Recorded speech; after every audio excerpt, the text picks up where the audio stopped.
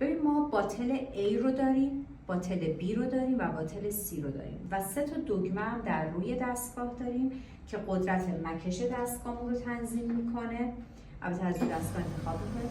قدرت مکش دستگاهمون رو تنظیم میکنه. قدرت پاشش آب رو برامون تنظیم میکنه. الان چون تو باتلامون هیچ چیزی نداریم ما نمیتونیم این رو الان به شما نشون بدیم.